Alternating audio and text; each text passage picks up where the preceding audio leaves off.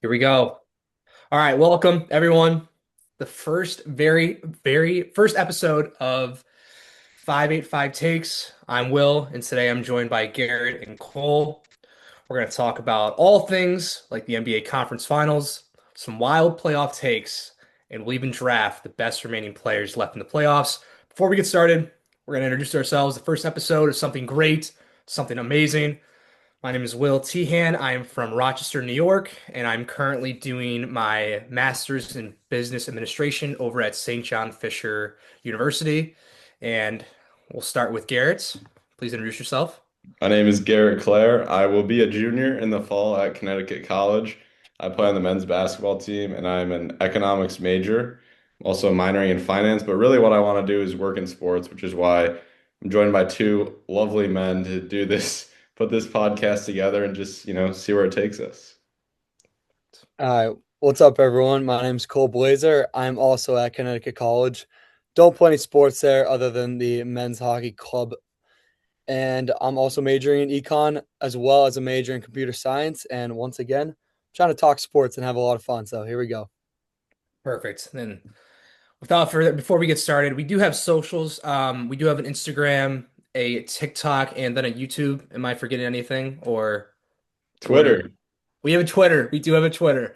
We might have some burner accounts on there, but we'll have to see what happens. But we'll get the socials out later. We'll get the handles and yeah, let's hope you guys follow. We'll have clips on them, various takes, various segments that we might do, drafts, and we'll have fans and people that follow us vote on who had the best draft. So we'll see.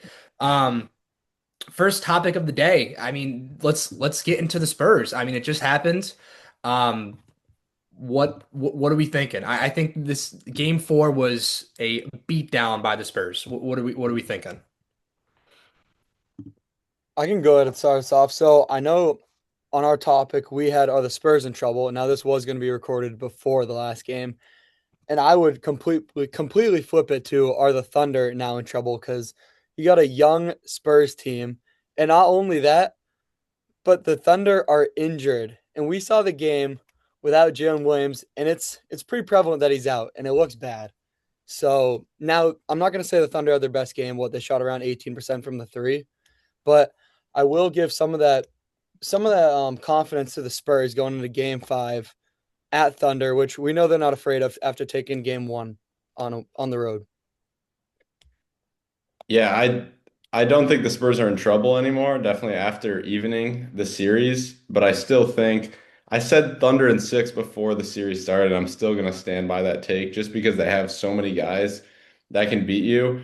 And the storyline through three games was the dominance of the Thunder bench. They obviously didn't play as well yesterday. I mean, some late garbage time buckets from Kenrich Williams and Isaiah Joe made it look better, but they had 70 plus points in game three, only around 20 points before, some late garbage time buckets when the Spurs, both teams had pulled their starters. But for me, it starts with the Thunder big three. I mean, coming off game three, Shea was averaging a little over 26 a game on 39% shooting and 28% from three. Now he averaged 31 in the regular season on 55% from the field.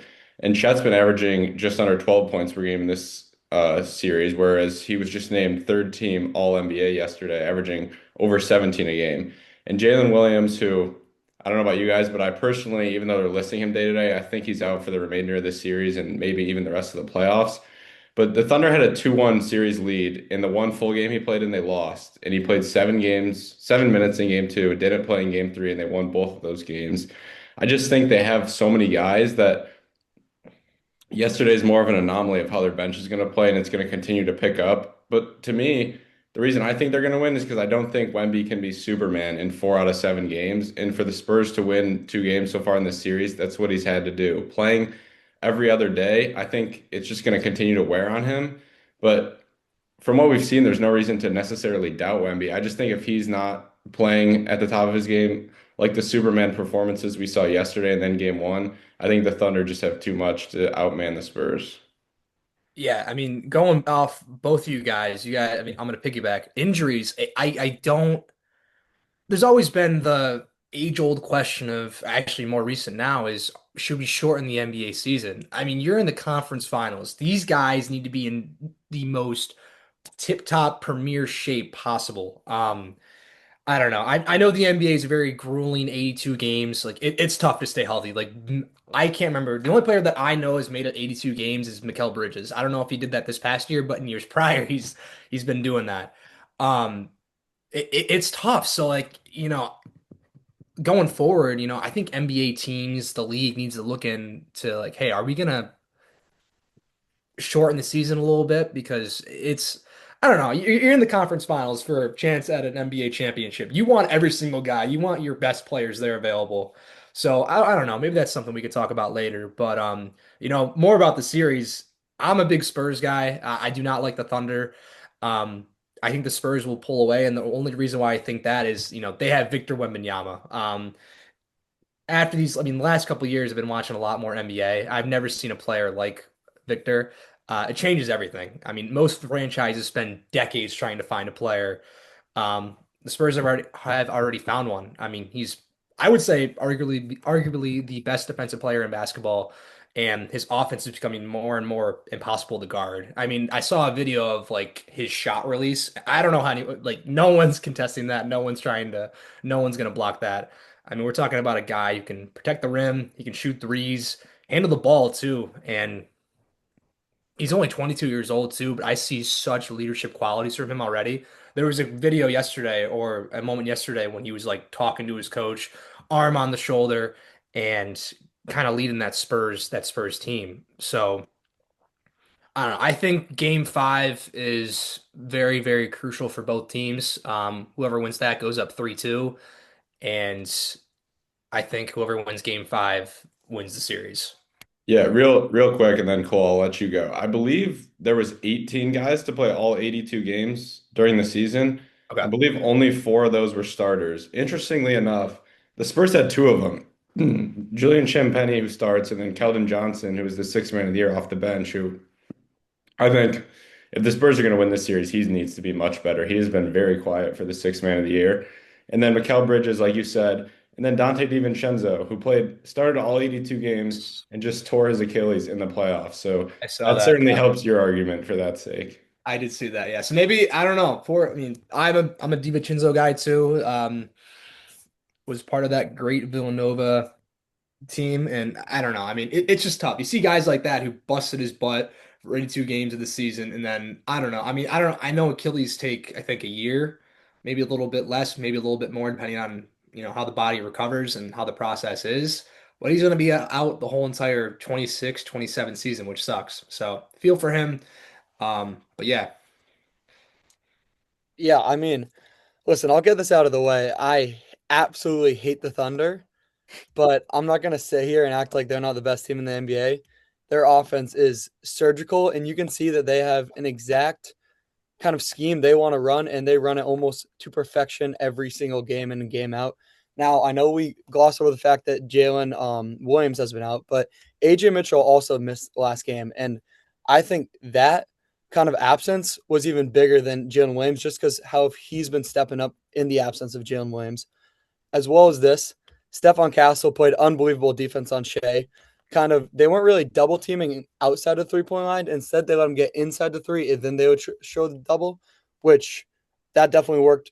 Now, the 3 point shot, it was 18%. I don't see that happening.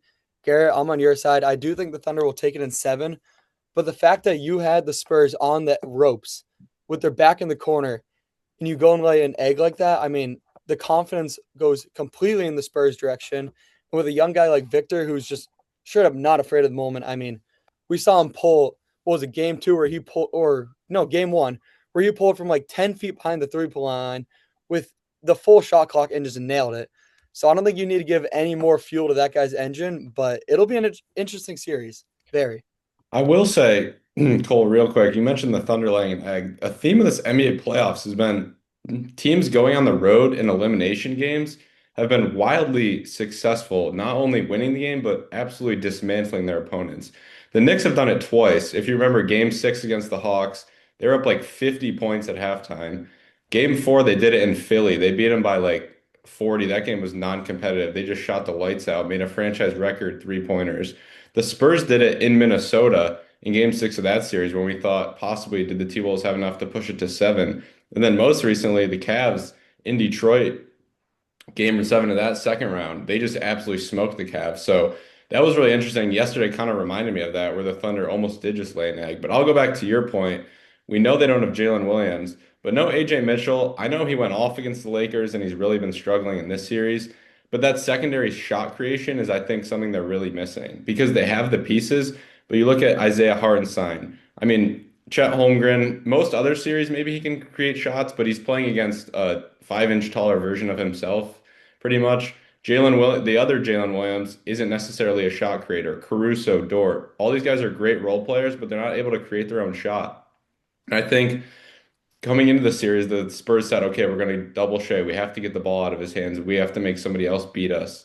You look at game one, Caruso had like 30. Then in game three, Jalen Williams had, I think, 21 or something on like five or six three-pointers. And yesterday, which I think this is what the Spurs are going to now do the rest of the series, they're going to just be overly physical with Shea. You saw Stefan Castle getting up in his grill. They have other guys that can guard him as well. Penny, Vassell, Dylan Harper. These guys aren't bad defenders, like you said, they were kind of waiting a little longer to double team him. Where earlier in the series, he was crossing half court, they were setting a screen, and they were just kind of blitzing him. And it was kind of just like a 4-on-3, like what you saw with Curry when he used to play with the Warriors, when this year Andre Iguodala won Finals MVP because they just took the ball out of his hands. They wouldn't let him beat him. Whereas I think they're going to start to play him a little more straight up. And you saw Shea get frustrated yesterday. He wasn't able to make those shots because the Spurs just came out and said, we're just going to be overly physical with you. We have to win this game. And if they can play with that energy, I do think they can win this series. I just think the energy is definitely hard to maintain. But they knew yesterday was kind of a must win for them. And as a result, Shea failed to reach 20 points. And this has been, sort of eye-opening, at least from a Shea Gilgeous-Alexander perspective, as he's now the back-to-back two-time MVP. And these playoffs are probably maybe one of the worst stretches of his basketball career. I do want to. I think we can all agree on this. I think this is going to be um, the West might belong to OKC and San Antonio for the next decade. And I think decade might be a crazy stretch, but I'm just thinking about the other I wouldn't teams. I wouldn't ignore Denver.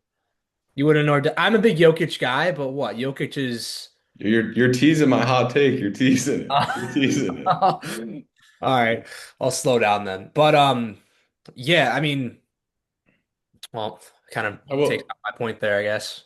Before we move to the Eastern Conference, I will say, you guys feel free to disagree. These are two, including the Knicks, three out of the four better home court advantages that we've seen in the playoffs over the past maybe like decade. I mean, Oracle used to be like electric when the Warriors were good, but like I think home court advantage is going to play a real factor in the final three games of this series because the Thunder at Paycom Center and the Spurs fans. I mean, I don't know if you guys saw the section they call it the Jackals at Frost Bank Center, those guys are just straight electricity. So I think that's going to play a huge role. And even the Knicks, who are probably going to be in the finals, we'll talk about them in a second. But these are three of the better home court advantages that we've seen in a while in the NBA playoffs.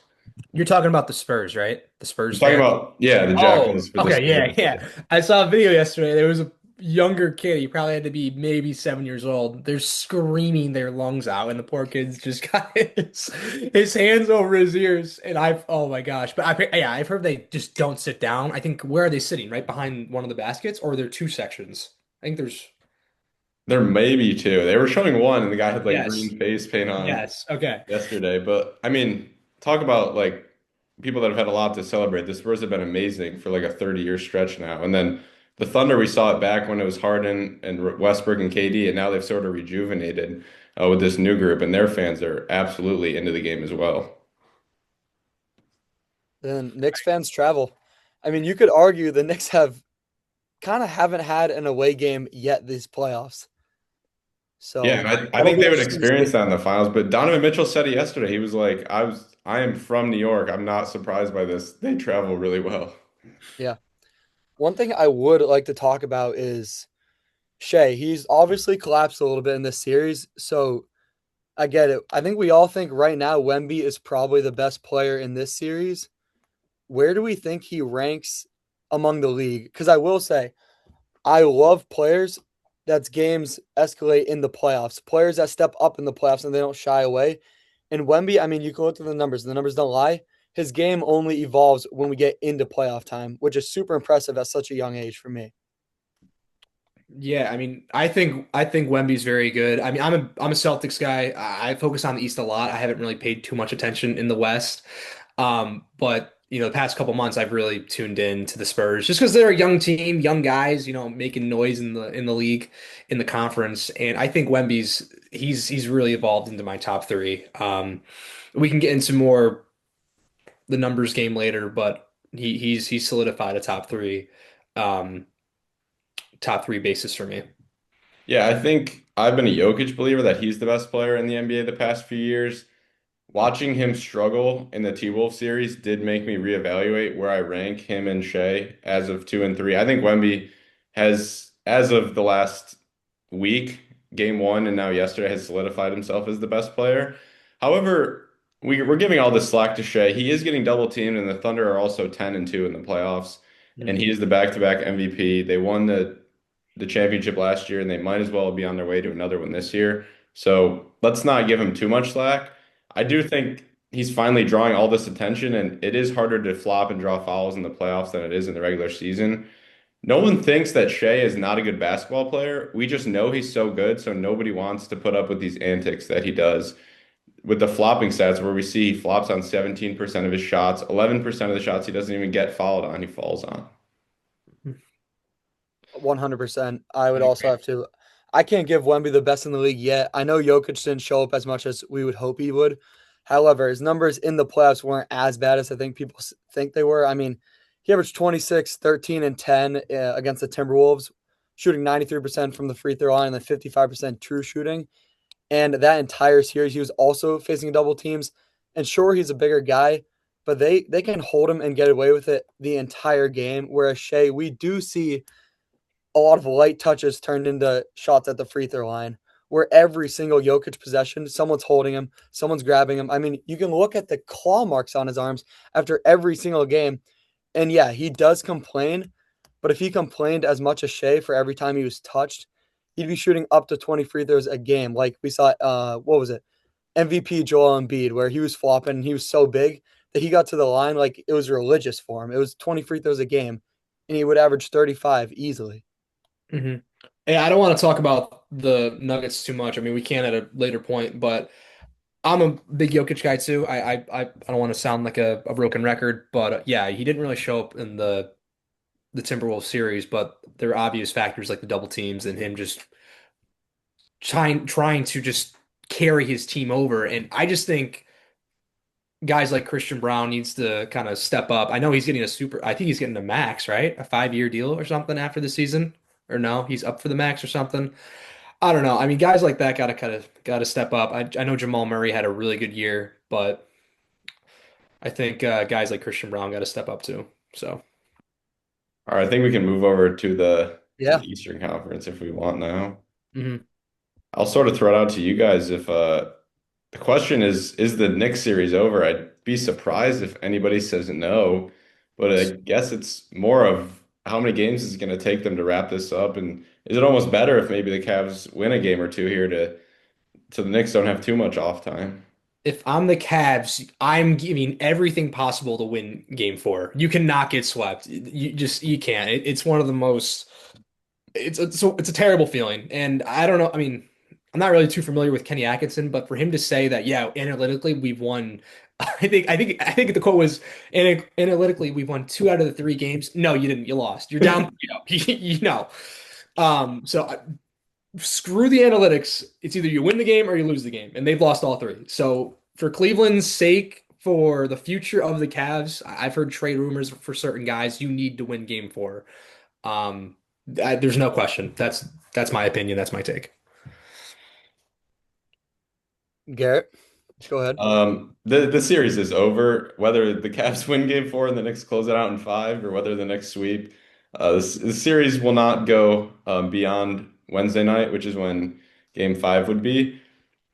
But the Cavs are so inconsistent. I mean, you watch them for a quarter or two, even a half. We saw it in game one for 3.5 quarters.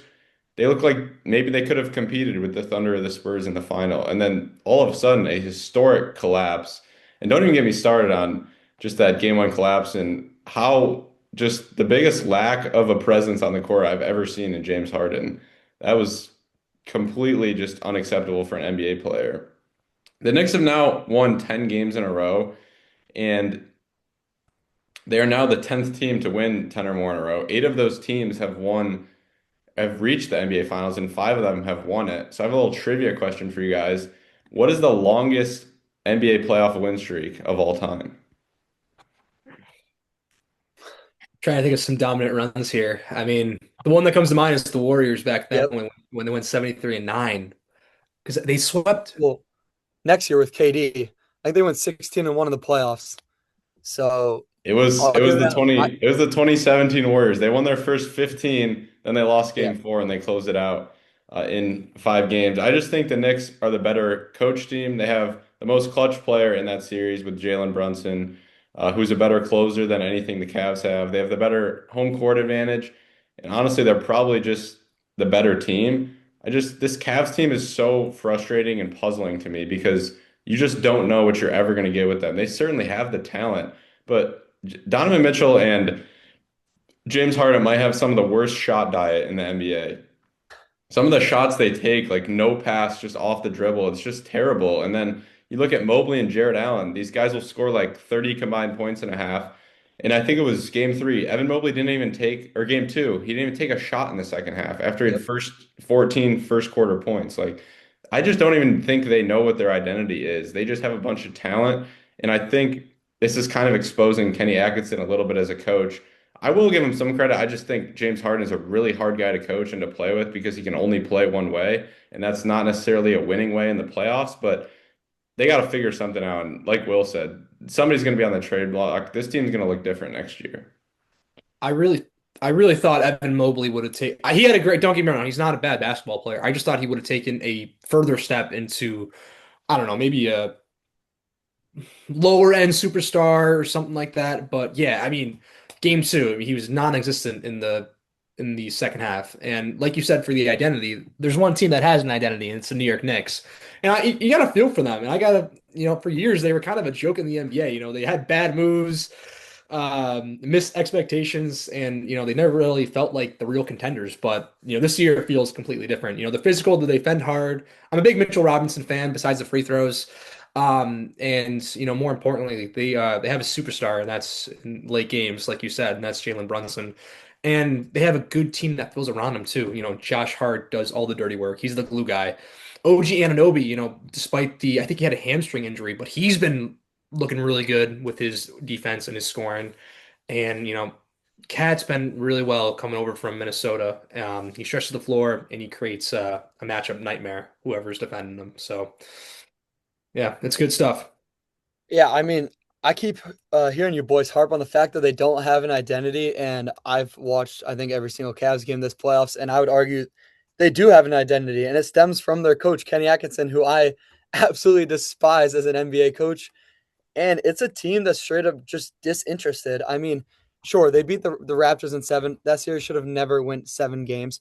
I know it was the 4-5 matchup, so you can go into it thinking that it should be. But talent wise, you look at the numbers on the paper, there's no reason that series should go 7 and almost lose it. And then in this series, it looks like they want to play 2.5 to 3 quarters and then they call it in. Sure, you could argue they played 2 series, which is game sevens in a row, where the Knicks just came off of what was a 12-day break after sweeping the Sixers. So, sure, you can give him that, but Kenny Atkinson, I'll get to it. I mean, he looks ill prepared every single game. And then the sound bites he's given us after every game makes it only worse. How do you not call a single timeout in game one? I absolutely hated that. I wish we could have filmed seconds after that game. And then you come on record saying that you've technically, analytically won 2 out of 3 games where your team's down 3-0.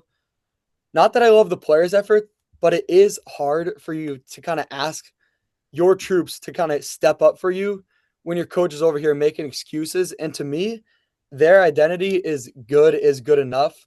Where if they got to the Eastern Conference Finals, like, hey, that's a win for them. Where the Knicks, you can see it. You can tell this is a team that just came off of a terrible loss in the last Eastern Conference Finals, and they want to get to the promised land. one team's fighting for their life, and the other team, I hate to say it, but it's almost as if they're clocking in for a shift that they just don't want to work at all. You know when you just don't want to be there? That's kind of them. It looks like they've already made vacation plans. It's bad. Hmm. Yeah, Kenny I Atkinson, he needs to go. I'm sorry. it is interesting this coaching matchup because of, I mean, you look at the 2022 Warriors coaching staff had both of these coaches on staff. And Mike Brown, we saw initially go to the Kings. They had their best season in who knows how long. They got the 3 seed, lost a close series in 7 games.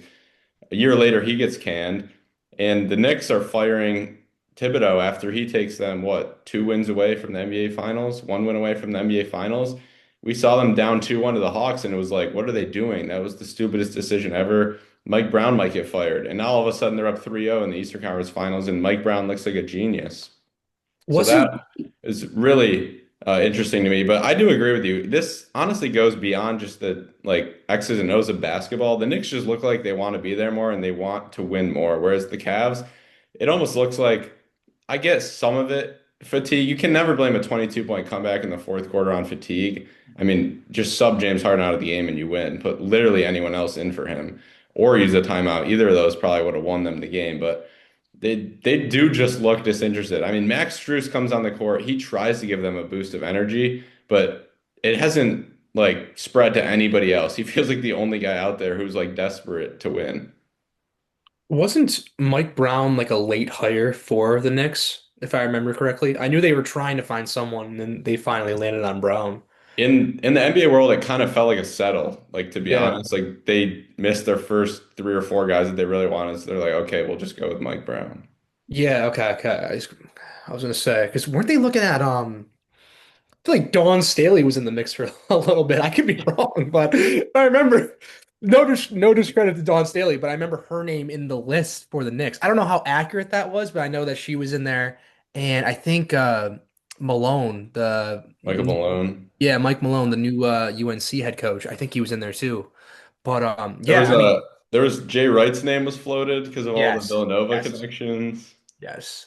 I mean, good job for the Knicks for, I guess settling on Mike Brown. I mean, they're 1 win away from the freaking NBA the finals. So, I mean, I think the game's on what tonight at 8 p.m., 8:30 or something like that. I think it's So, 8 o'clock. we'll Yep. have to see.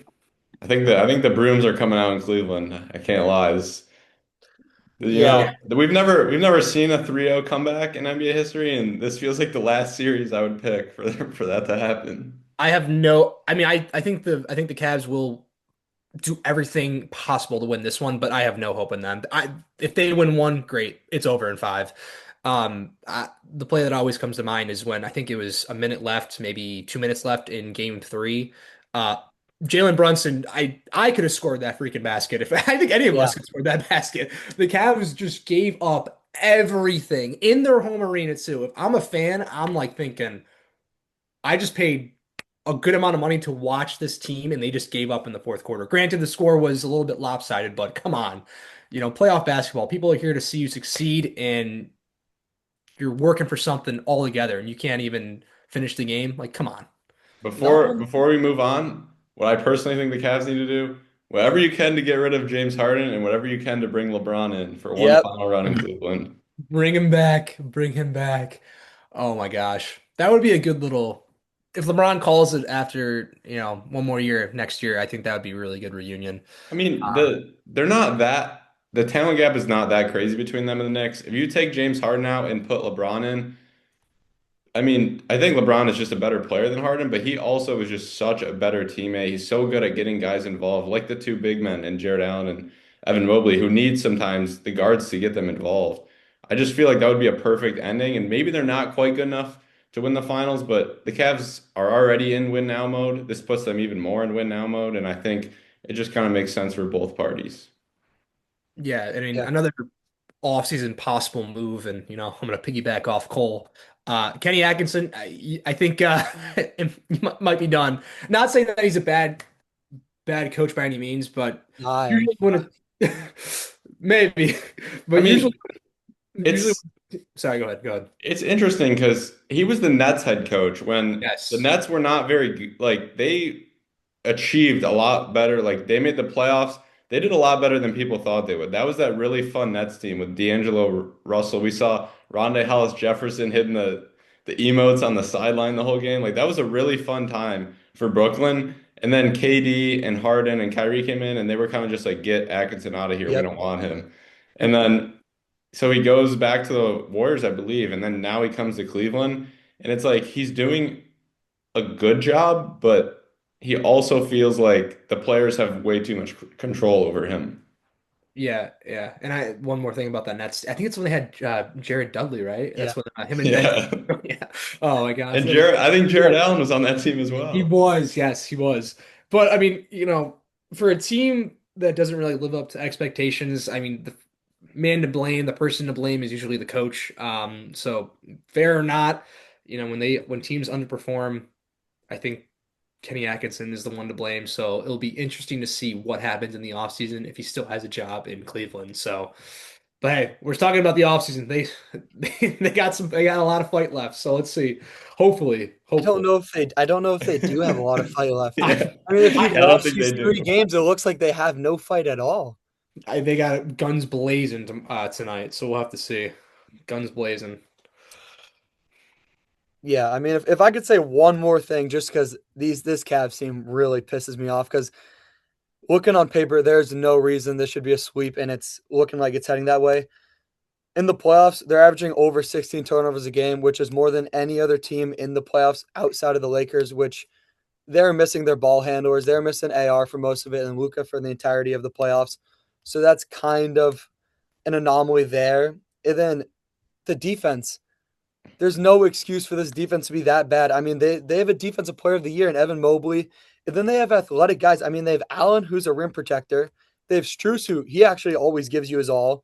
Wade's a big athletic guy for his position. And then Donovan Mitchell, I mean, sure, maybe he's not the best defender, but there's no reason he shouldn't be. With his athleticism and his strength, he should be able to strap up some of the best players. He should want the Jalen Brunson matchup. Yeah, I mean, to be honest, this team does not have a good guard defender on it.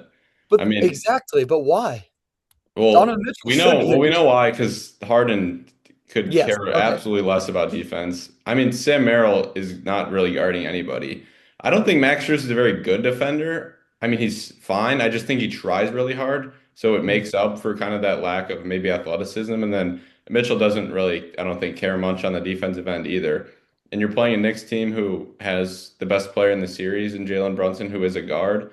They they don't have anyone on their team. I mean, they have Keon Ellis, who they can't really play on the offensive end, so he doesn't get to play many minutes. Of the guards that do play, none of them can guard. But exactly, and your two reasoning, the effort, it's abysmal. Your reasoning for Harden, he doesn't care. Mitchell, he doesn't really care. That's a problem. It should be a Yeah. different reason. It should be either like something with the strategy of the game. It shouldn't just be, oh, he doesn't really care. Well, We're in the I agree. I playoffs. just think it's they're at the point in their careers where I don't think anything's going to change. Nothing's going to change. The one that, I mean, Harden dating back to the Houston Rockets days with San Antonio, they were, oh my gosh, all the offense, no defense. I mean, it was just, hey, everyone space out. We'll have two corners, two free throw extended wings, and Harden go to work. I And mean, there's no defense. if you give me two highlight reels, one of Harden's like best ankle breakers, explosive plays versus his just defensive careless effort and lapses, I would rather watch the defense because of how funny it is. Do you remember Yeah, the one play when it could have been a backcourt violation? It was going to be a backcourt violation. James Harden just trotting. I don't know who the player was. Sprinted right past him and then just Out to took the lunch. ball. And, yeah, Out to took the lunch. ball. Dunk. That play always lives. It's always lives a memory in my head. But yeah. I mean, so we'll have to see tonight, and yeah, I don't know. We'll have to see. yeah. Well, I think we're all kind of done harping on the Cavs, so we can move on to our next couple of topics. So now we'll move over to the draft of all the remaining players. So what we did for you guys is we're going to each draft a roster, but it's based on winning. So maybe not just accumulation of talent. We're all going to get a head coach. I think we know which head coach will not be getting picked. If you just listen to the previous 10 minutes or so. So we'll each draft five players and then a coach. We're going snake draft. Will, you have the first pick, I have the second, and then Cole will get third and fourth. I'll get fifth. Will, fifth and sixth, etc. You guys know how a snake draft works. And then we'll post on our socials the three teams. We'll read them off here first, of course. And then you guys can vote as to who you think has the best team. So, Will, you are on the clock. This is just out of the Spurs, the Thunder, the Knicks, and the Cavs. We have to make this today because the Cavs might be out as soon as We tonight. need, yeah, we need to upload this pretty quickly. Well, I don't need to think about this one. I'm taking Victor Wembanyama. I mean, I think Shea's probably gonna it goes hand in hand with him, but I'm taking Victor without a doubt. Do we have someone writing this down or Yeah, I'm keeping okay? track of it. All good. Okay, yeah, I'm taking Wemby, my first Okay, pick. so I figured you were gonna go there, and you know, Cole, you said you hate the Thunder. I'm not far behind you in that Thunder hatred, but I have to pick the guy who's won the last two MVPs. So give me SGA. No, yeah, that's a very fair pick. I'm gonna go with Jalen Brunson. I don't think there should be any shock there. I think he's the obvious three with the guys remaining. And then with my next pick, I have kind of harped on his lack thereof of effort, but I have to go Donovan Mitchell. I think that's a pretty Interesting. decent backcourt for me to start off with. Interesting. I thought the first three picks were kind of obvious. That's where I thought things were going I to get a agree. little interesting. So I have the fifth pick now, and I think I got to go with, a guy who's just, always got great vibes on the court. Give me Karl Anthony Towns. Gosh, okay. Well, that was I wanted to go have a good, pretty big front court, so that's not happening. All right, so SGA's out, Brunson and Mitchell are out, correct? Cat's out. Am I forgetting anyone? I don't have it written down, And then just but Wemby you. And then you got Wemby. Yeah. well, I need to get some guard play in there. The guard play probably not nothing fantastic, but Yo, James Harden's still available if you want him. no, no, not not taking Harden, man. He's a great scorer, but hey, I mean, if we're gonna go based on success in the playoffs right now, I don't. Someone will take him, but it's not gonna be me. I'm gonna go a little bit. I'm gonna stay with the Spurs, man. Give me De'Aaron Fox, and you'll see what I'm doing next. Give me Interesting. Fox. Give me De'Aaron Fox. You're just building the Spurs? Watch with my next pick. I think that Stephon Castle has been amazing, so I'm gonna take Stephon Castle with my third Wow. pick. Yeah. I wonder who his coach will be. Yeah, Will's just building the exact I'm building Spurs the roster. Spurs. Building the Spurs. So my top five guards are all already off the list. Now, what do you guys want to do about Jalen Williams? Are we giving him full health or are we saying he's hurt? He's healthy. He's He's healthy? remaining in the playoffs. Yeah, he's healthy. Okay, so we're giving him healthy. I mean, that makes things really interesting. I have to take him. I think I have to take him then. Yeah, that's fair. I was excited to take him next. So, So I now have the Thunder backcourt. that's very interesting. So Cole with the next two. Okay, this one may come as a shocker. I love him, big man, or not big man, but big enough for me. OG Anunoby, who's averaging about Oh, 20 these playoffs. no. Oh, it was okay. That was a good pick. So he's really stepped up in the meaningful minutes in the big time. So the next one I'm gonna go with Chet. He hasn't had a great series, but this is a guy that's been averaging around what was it, 19 in the regular season, and he's a big man now. Maybe if we're going up against that Wemby matchup, he may not play as well, but I still love him for my team. I mean, third team All-NBA is your fourth selection. Exactly. It's not a bad pick. I think just the recency bias because he's going up against Wemby there. So for my fourth player, I think I got to go Bridges with the way he can defend. I need some defense on my team, especially throwing Cat out there at the five, possibly. And he's had one of the most efficient playoffs we've seen in a while. He's been just dynamite for them, and it's making that trade where they give up 5 first-round picks look much better. Yep. So I got pretty good offense with Fox, Castle, and Wemby. Do I go Champagny? No, I'm not going with another Spurs. I'm not, No more Spurs. All right, I need some defense. I need some glue guys. I think Josh Hart is going to be at my three. Interesting. Yep. Okay. I'm a big Josh Hart guy. And then for my fourth pick, or I'm sorry, my last pick here, besides the coach, um, you know, I like being creative. I'm gonna move Wemby to my four and get Jared Allen at my center. Yeah, Instead Thank of you. Mobley. Thank you. I want Jared Allen. If you're gonna let Isaiah Mobley fall into my lap, I'll take him. Evan, Or Evan Mobley. Wait, I don't know isn't why his brother I don't the know league? why I wrote down his brother's name, but I'll take Evan Mobley, not Isaiah Mobley. you can I think yeah, I think Isaiah played a few seasons in I the think he was league. with the Cavs, wasn't he? Yeah, I think both brothers were I in think the we had a league. Yeah, little I think we had a little Antetokounmpo syndrome there where maybe they just had him on the team because his brother was. I think so. Just there for yeah. moral support.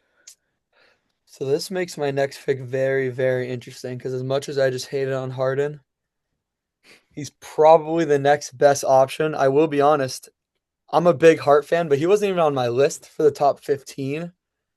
But I do love him as a role player. It's either Dylan Harper or James Harden that I'm between right now. And just because I want to win, I want a guy that's going to play his role. I'll pick Dylan Harper. Mm. Add some more athleticism to my team. And then this may come as a shocker because I got first pick at the coaches here. But I'm going to take Mike Brown. I mean, he's a two-time coach of the year. Maybe he doesn't have a championship under his belt as a head coach like Mark Daigneault does, but I love the way he's carrying these Knicks. I mean, they've won 10 in a row. They were number one in, I think it was net rating this season, number one in defensive efficiency. So we're going to go with Mike Brown.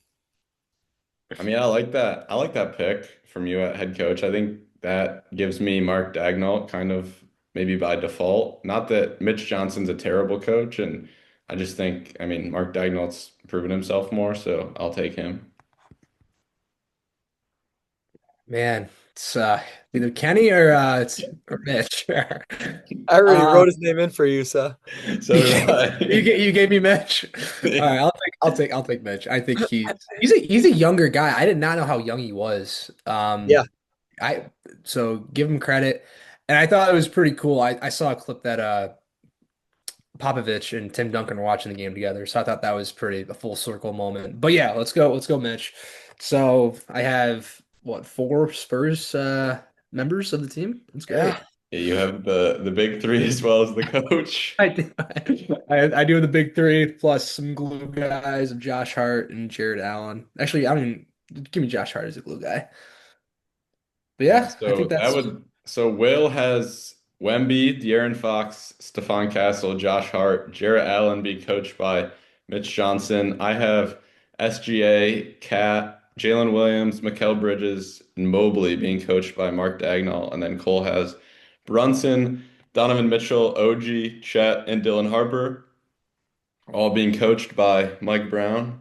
Does anybody's team, think stand out as the clear winner here? I think we've all built three pretty good teams that, a lot of length, maybe 6 or 7 game series if these teams face off. I think they're pretty even, to be honest. yeah, I do too. I'm trying to look at it and see if there's any outliers.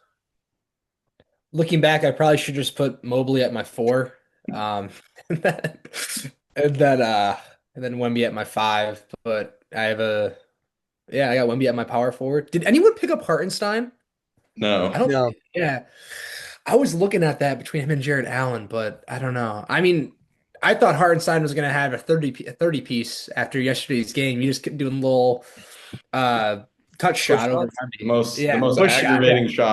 aggravating shot in basketball is the Isaiah Hartenstein free throw Yes. line push floater shot. Well, for the first couple, Wemby wasn't even guarding him. He went up and Wemby just went the other direction. I was like, Bro, okay, he and made he kept like three making in a them. row, and then he shot like the next two. Yeah, It was like he had like the Thunder's yeah. I like thought he was first going for the. 6 out of their 7 shots or something.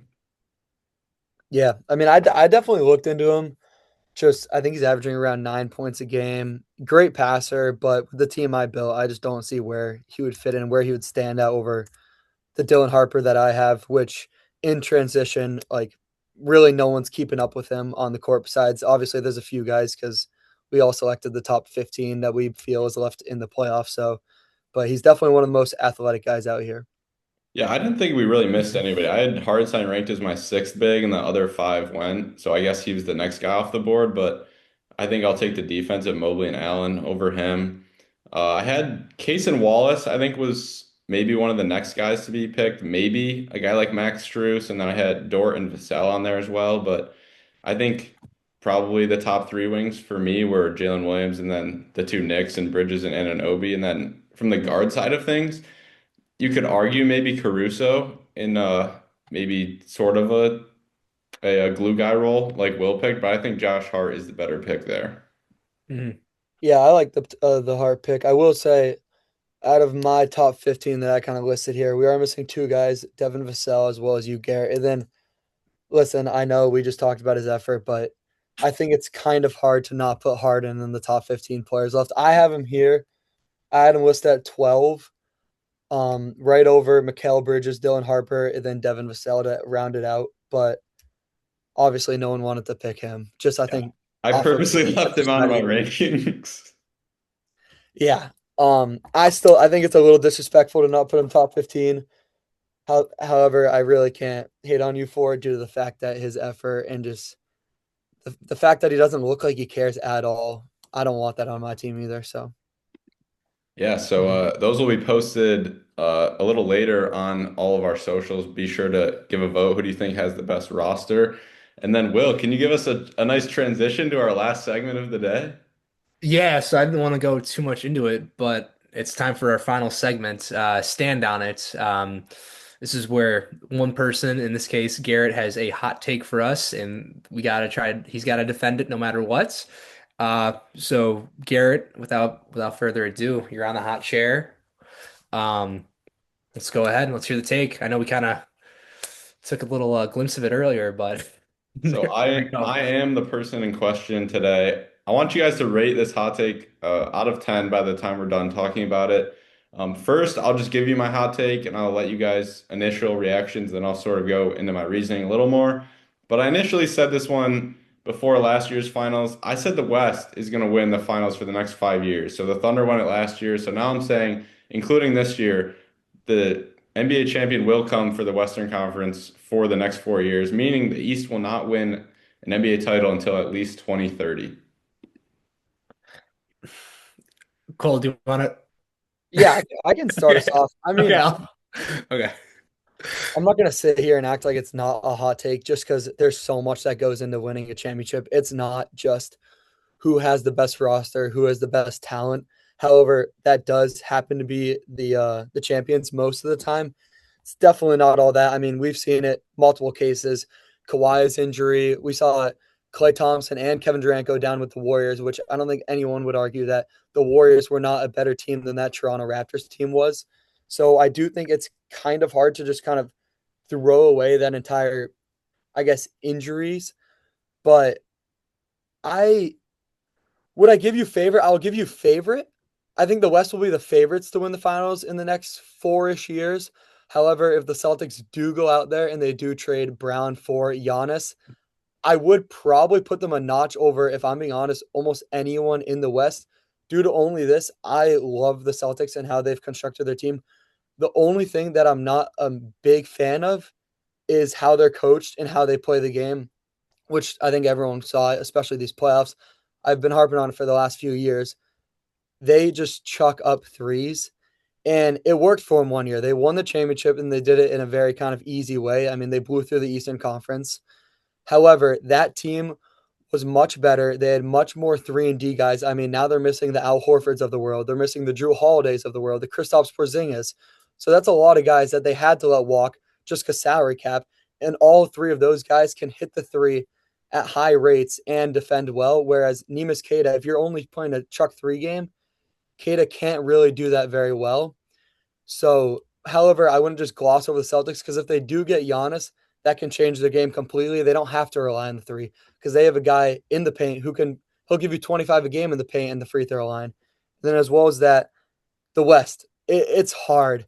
Sure, I do think the Spurs and Thunder are the best teams in the West. However, you can't ignore the Nuggets. You can't ignore the Timberwolves. And if one of those teams do upset either the Spurs or the Thunder in a 7 game series, now you're leaving it the East and the West, where in the finals, if it's not the Thunder team, the West is not as strong. Like say the Timberwolves upset them, and they find themselves on a good side of the bracket. They make it all the way to the finals. They're not as strong as some of these Eastern Conference teams. I wouldn't pick the Timberwolves over the Knicks with how they're playing, or the Celtics.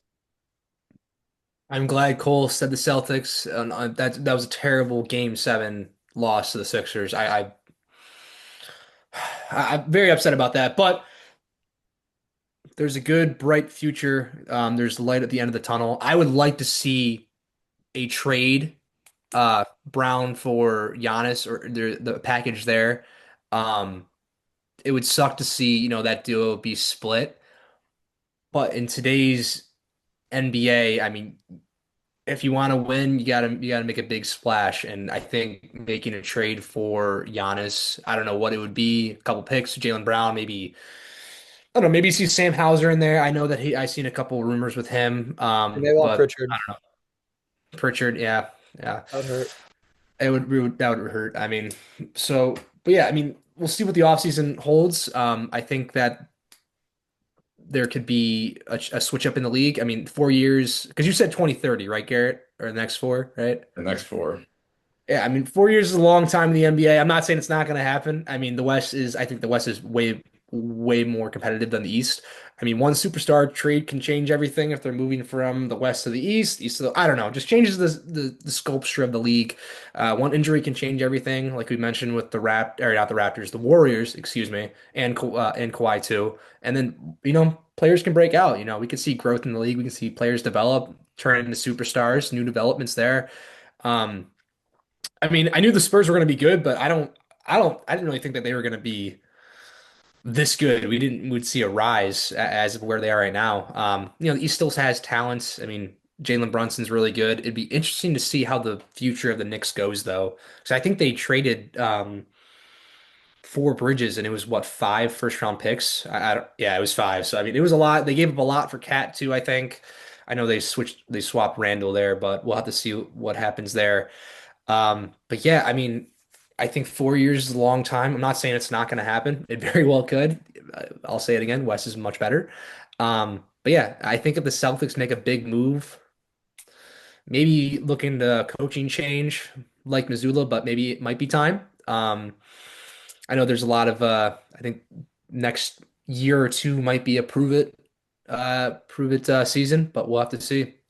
I mean, not a crazy take. I agree with it, but I wouldn't count out the East. Yeah, If I could I say one more thing, unless Garrett, you want to go ahead before we keep throwing punches at you. I, Um, yeah, I would say the biggest probably rebuttal to my take is you look at the Warriors team and how dominant they were. I mean, they didn't even win it all, that 73-9 team. And then Cole, like you mentioned, like I think most of us agree that they were better than the Raptors, but Clay and KD going out losing that, it's so hard to just maintain a dynasty and make it for that long. And even you look at the Thunder, Cason Wallace is probably headed on his way out after this year, probably going to sign somewhere else. You look at guys like AJ Mitchell, other guys on this roster who are emerging into bigger roles. How long? I know they just signed Chet, Jalen Williams, and Shea to long-term deals, but I don't think this big three is going to be together forever. And, other guys are going to have breakout years and they're going to, a guy like Nikola Topic, who isn't even playing yet, who I think is going to be very good for them. All of a sudden he has a couple good back-to-back years and he's out the door because somebody else is willing to pay him more. So that's another issue. But I think you just look at because the Thunder have those big three signed, the Spurs aren't going anywhere. And like the Thunder, I think they're going to sign Harper, Castle, and Wemby to long-term deals sooner rather than later. And so I think they're going to have those guys for at least the next 3 or 4 years. And then the Timberwolves, I think Julius Randle is actually on his way out. And I think the Timberwolves are hungry and win now mode with guys like Ant Edwards and Jaden McDaniels. So I think they're actually going to be better than they were this year. You can never throw out Jokic. We talked about him or Jokic as a top three player in the league. And then the Rockets and Lakers, I mean, you can't just count out KD and the Rockets with the young core they have. Luka made the finals a few years ago with the Mavericks, so I don't think you can completely sleep on those teams. I did write on here that the biggest dent in this would be a Giannis trade to the Celtics. I think that would completely shift things if he was able to get traded. But I will say, I think the Jaylen Brown and Jason Tatum days in Boston, not only do I think that they might be over because of all that's happened with Jaylen Brown, but I think that a core of those two is no longer good enough to win the NBA Finals unless they surround it with some insane guys around him, which I just don't think they're capable of doing. But you look at when they won it all, it was because Derek White was playing amazing. They had guys like Horford, they had Kristaps, and those two were at the top of their game. I don't think that that core is going to be good enough to win it at all. So I think they should go trade for Giannis, and that would certainly change things up. And then, I mean, this year the Knicks could break this hot take because of how good they are. But just looking at the rest of the East, I mean, the Magic probably should have been the Pistons, and they don't really scare me with the way their roster's made up. The Pistons are a really cool story. They have a nice head coach and Bickerstaff. They have to make a huge splash because they just frankly I don't think are good enough. I think they sort of hit their ceiling this year. I think they might even be more of a 4 or 5 seed next year. And besides the Knicks or the Celtics, no one else scares me in the East in terms of this take. I mean, unless the Cavs do what we both want them to do and get rid of Harden and bring LeBron in, but I think the West, like you said, should definitely be the favorites. I think it's going to take an injury or a massive trade to dethrone my hot take. Yeah, I mean, I'm happy you talked about some of those Eastern teams kind of just to spread the wealth. But Pistons, I completely agree with you. I would compare them, while be it not the exact same, to that Atlanta Hawks team that a few years back that made kind of an unbelievable run with Trae Young. Now, I do think Cade Cunningham is much better player than Trae Young was because I'm a full believer in Cade, just not a full believer in the Pistons. So I do think they kind of hit their ceiling with how their current roster is kind of constructed. And yeah, I think you hit it on the nail. Only two teams that are really a threat as of right now are the Knicks and the Celtics if they make a move. Knicks, like we've been talking about, the way Mike Brown has changed this team has honestly been unbelievable to watch. I mean, we went from kind of watching Jalen Brunson be head down and go to work, get it deep in your bag type of guy to, while he can definitely do that and take over, he moves off the ball extremely well this season, which he's kind of never done before in his career. Even when he was like coming off the bench and even when he was a second guy to Luca, he still didn't move off the ball like this. So it's really been unbelievable to watch. And then the Thunder, they remind me a ton of the Celtics. So the Celtics, it looked like they were going to be world beaters for the next 4 to 5 years, easy. They'd get 2 to 3 championships, and it wouldn't be a question. But money's a problem in the NBA, and it's a real problem. And the Thunder right now, you can go ahead and look at it. They're $90 million over the salary cap. That's a lot of money that their owners are willing to spend. And as you said, all these role players, when they get the bigger contracts, sure, they want to win championships, but they want the money, and they're going to leave. And it's going to really hurt the team, just like it did with the Celtics. We saw all those guys that you mentioned to leave. And now that big three still kind of there with Jalen Brown, Tatum, and you could argue Derek White, with maybe you can say the same with the Thunder with Williams, Chet, and SGA. But if you don't have those surrounding players that can hit the open, timely shots and lock up, it's going to be hard to compete in the West, at least win it year by year. And Wemby, I hate to say this, I really do, but I have been super impressed with his health. I can see him going down with an injury in the next couple of years, which obviously I don't want that. But I mean, just look at his build. It's hard not to argue that. He, So, yeah, I do see all like it always scares me too, just because how like slender he is. That's how he's built. I mean, he's 7'5". I mean, I don't know his weight, but he does have. I've seen videos of it. He has a crazy recovery routine and a workout routine. It's actually I've seen videos of him like visibly spraining his ankle. Like his ankle just bends the worst direction possible, and he gets up and like nothing happened. So I don't know, but we'll have to see there. We'll have to see. It's interesting you compared that Pistons team to the Hawks with Trae Young because when you originally said the Hawks, I was actually thinking the 1 seed Hawks when it was Kyle Korver, oh yeah, Al Horford, Jeff Teague, Paul Millsap. I was thinking that Hawks team where they had like the four All-Stars and then the Cavs kind of just blew them out. Here's something to think about. I think that the Pistons are most similar to the Raptors teams before they broke through, when it was Lowry and it was DeRozan. And we knew they were good. They were a dominant regular season team, and every year in the playoffs, LeBron and the Cavs would have no issue with them, no trouble with them. And who came to save them but Kawhi Leonard? And I know Kawhi Leonard is getting to the end of his career, but I was thinking, what could the Pistons use right now? And I know that the Clippers, we could talk about this some other time, that they just hit the jackpot in the lottery. I don't really know what the Pacers were doing there. And now the Clippers might keep Kawhi because they have the fifth overall pick. But could we see Kawhi go to Detroit and take them over the hump, just like we saw him do it in Toronto? Because I think those two teams are very similar, and they were just a Kawhi away, and I think that's really what the Pistons would need. So I've been thinking about that recently, just throwing it out there. I'm not saying I think it's going to happen, but that would get very interesting. If If if I'm being honest, I think Kawhi, those days for Kawhi are far gone. if Kawhi doesn't have any more, if he stops the load management days where he just sits out for rest, I think it might be possible, but no, I mean, I don't think so. What's going on with the? Wasn't correct me if I'm wrong. Wasn't there a accusations going out with him and Steve Ballmer? Like that was a. I would need more information, but I know there's something going on. I don't know what's the update on that, but Yeah, it was kind of that they were like laundering money to him, yes, like outside of his contract to keep him there.